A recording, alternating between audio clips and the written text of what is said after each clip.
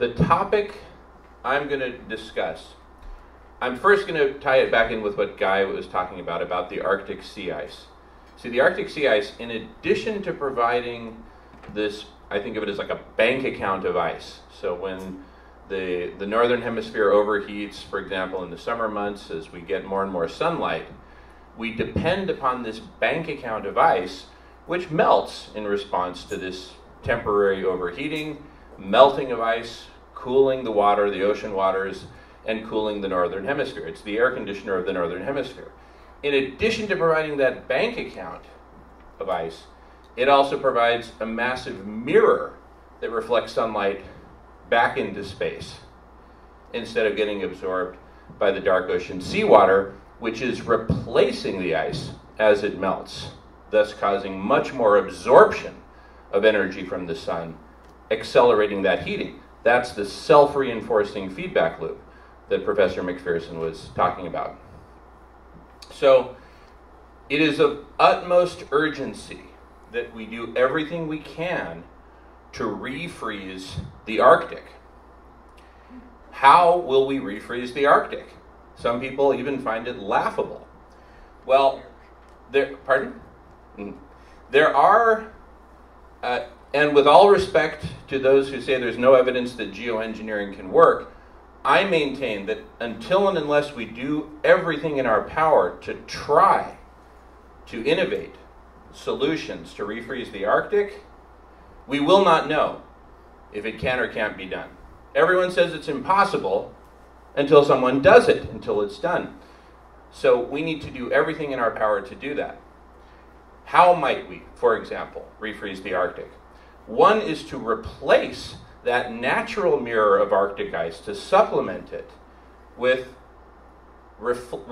essentially giant mirrors to reflect away that sunlight back into space. So for example, imagine massive sheets of thin film reflective material suspended either by towers or ships or blimps or whatever, but massive sheets of lightweight, easy to produce by literally by the millions of square kilometers, thin film reflective material to reflect away sunlight, particularly deployed over dark ocean seawater that used to be covered with ice. So, simply by reflecting away sunlight, we provide cooling. How many of you experienced the last solar eclipse back in August last year? Bunch of hands go up. You remember how cold it suddenly felt? It was like, wow, that was dramatic. It was dark, but it also became very cold. When you reflect away the sunlight, it gets cold. So that's one mechanism by which we can deploy to refreeze the Arctic. The other is, in addition to sunlight melting the ice through heating, there are also warm ocean currents that are deteriorating the ice through melting. Other solutions to block those warm ocean currents, giant curtains in the ocean that go from the surface of the seawater to the sea floor to block those warm currents, are another way in which we can cool the Arctic and prevent the ice from being melted. There are myriad solutions that need to be explored, because if we lose the Arctic sea ice, we lose the planet, we lose habitat for humanity and most other species. So we need to come up with these solutions.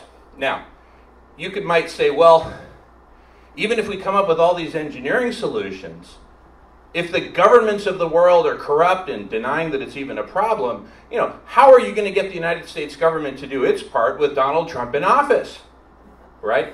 So our problems are not just engineering problems. They're political problems. They're cultural problems. Problems of denial, problems of ignorance, and problems of, I love Guy's slides of, we're all kind of looking at our cell phones. We're all so preoccupied with daily concerns, economic concerns, financial concerns, social concerns, these cages that we cage ourselves in with other people's expectations. So our problems go far beyond engineering. So I posit, and that's why climate change is called a wicked problem. It practically defies characterization, much less solution.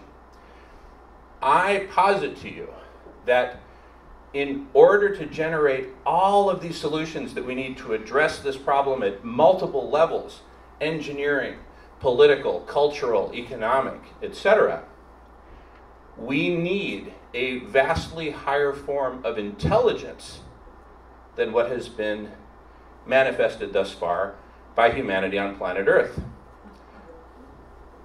For me, that's fairly obvious. Albert Einstein identified this, his quote, "We cannot solve our problems with the same level of thinking that created them. We need a new level of thinking." Ladies and gentlemen, I present to you the beginnings of an effort that is my life work that I've been working on for the past 4 years and will continue working on till my dying breath, and that is radical collective intelligence. So I'm going to give you a brief introduction to that, and then we can talk about it more later. So to introduce radical collective intelligence to you, I'm going to present a relatively simple problem, a very tractable problem, very solvable, but just to show you the methodology by which radical collective intelligence works. So this problem, this simple example, don't worry so much about the example, focus on the methodology. The example has to do with ice, and the problem is how do we remove ice from power lines? So I'm going to play a little over 1 minute video. There we go. I'll just cue it up here.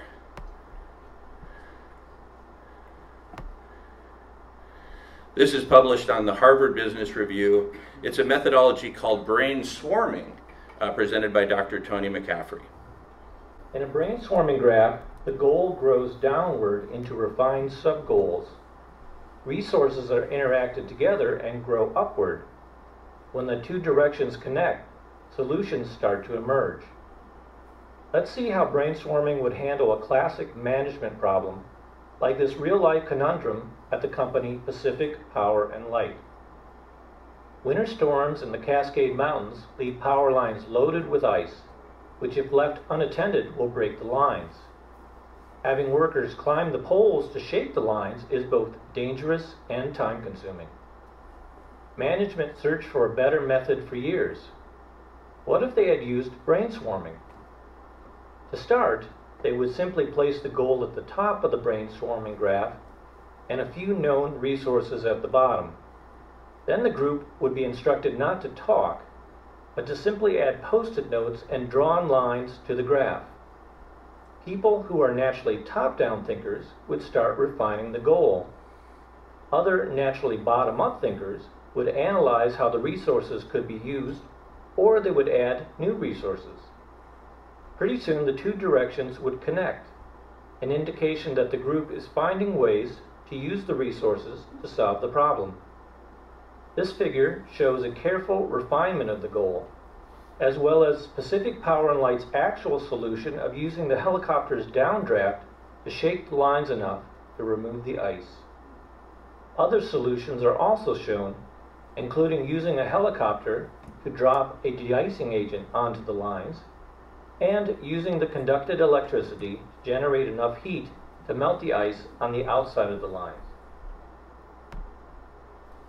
Okay, so if you imagined a world in which we didn't have global warming, we didn't have the sixth mass extinction, our only problem was removing ice from power lines, this emerging graph, this emerging taxonomy would be our roadmap to solving that problem.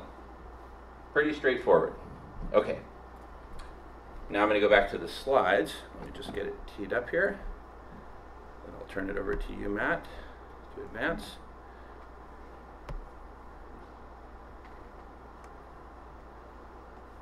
Okay, again, let's now transition from this simple imaginary world where we have one problem of ice on power lines, next slide please, to our actual problem. How do we, to paraphrase Donald Trump, how do we make our world whole again? What does our world need to be whole? Next please. Well, we need wholeness for people and wholeness for the planet.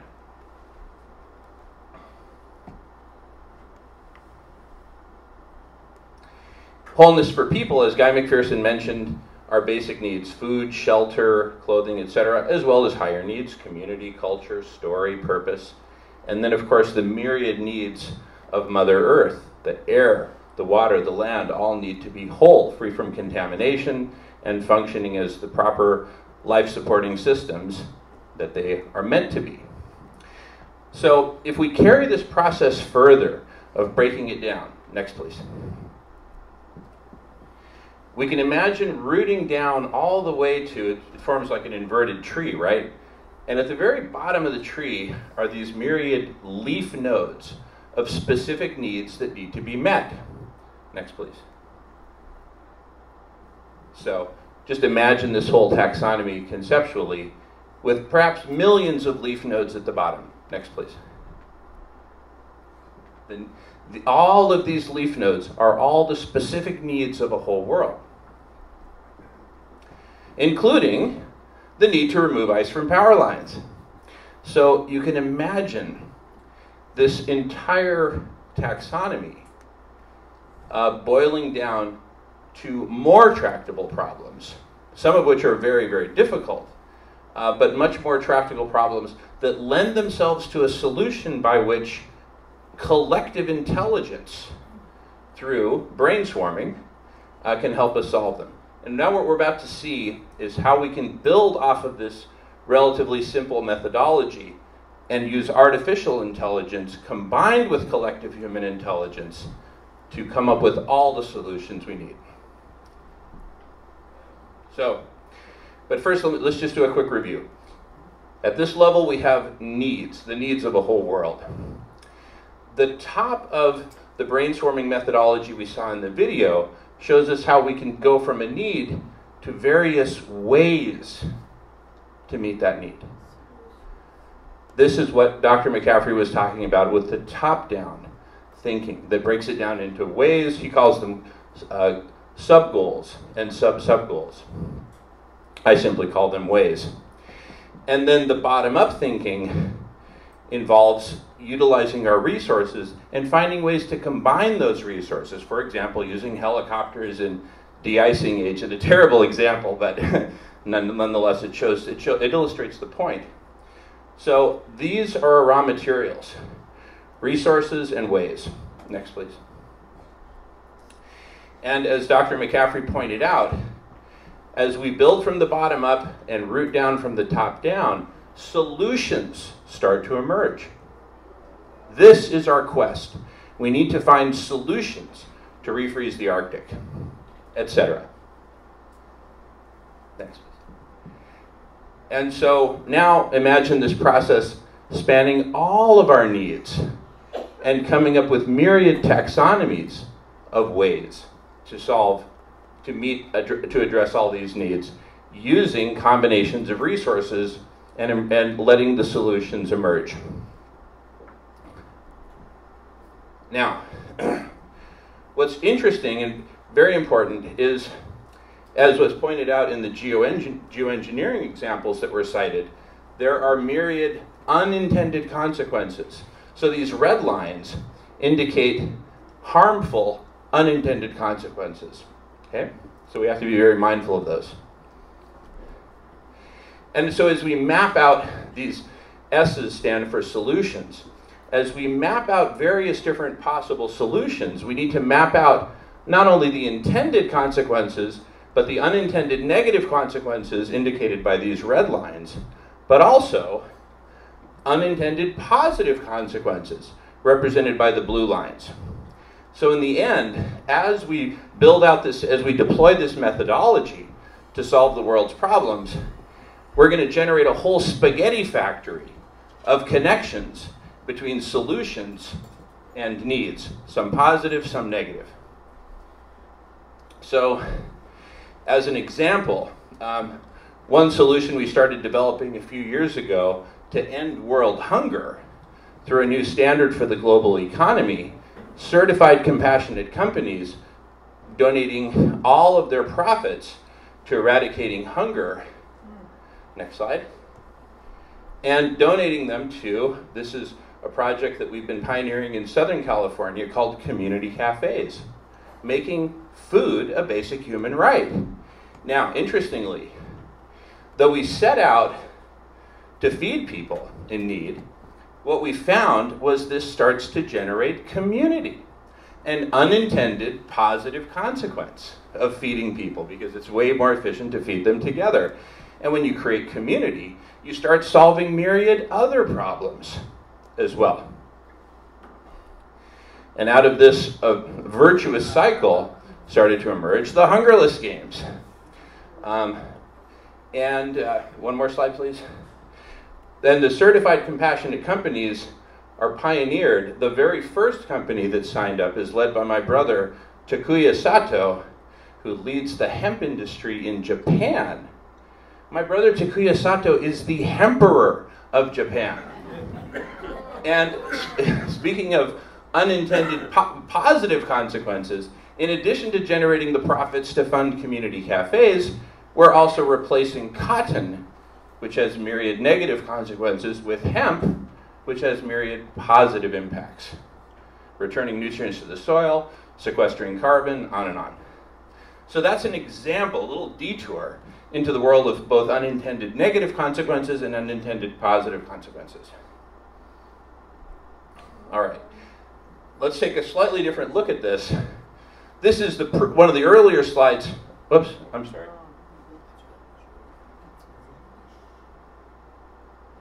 I think the artificial intelligence is trying to applaud, but it's a little clumsy at it. Let's see what's going on here. Oh, great, thank you. I'll wrap this up in the next few minutes, and then we'll do our 15-minute intermission, so please just bear with me. So again, we have our taxonomy of needs for a whole world, our ways of meeting those needs, our resources and combinations thereof, and solutions.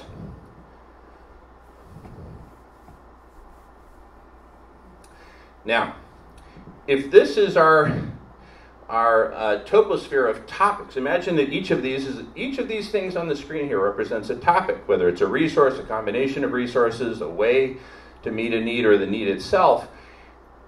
With radical collective intelligence, we're allowing groups of people to come together to have conversations about all these different topics. You see, that's where innovation happens. Collective intelligence happens in conversation, as opposed to the monologue that you're experiencing now. Next, please. And we'll get to the conversational realm after the intermission and a couple more brief presentations. So, what the artificial intelligence does is, as people are having conversations, those conversations are recorded. Everything I'm saying right now is being recorded and will be transcribed into text. That text will be indexed and then mapped to all the topics in the taxonomy, enabling the artificial intelligence to create a comprehensive index of who is talking about what. Which individuals are talking about which topics within the toposphere of solving the world's problems. And that turns out to be very valuable, because it enables the artificial intelligence to play the role of essentially a Match.com for solutionaries, as my partner Michael Gosney coined the term. Michael, you want to raise your hand? Michael lives in San Francisco, and he's one of the masterminds of radical collective intelligence. So, as this Match.com suggests connections for people to come together to engage in new conversations, to form solutions connecting latent potential solutions from resources to ways of achieving those, meeting these needs and solving our problems. So I'm providing a rather brief introduction. Now, as these myriad solutions are developed, it's very important that we simulate and model, so that we can model all of the positive intended consequences and the negative unintended consequences and the positive unintended consequences. So we need a simulator. Next, please.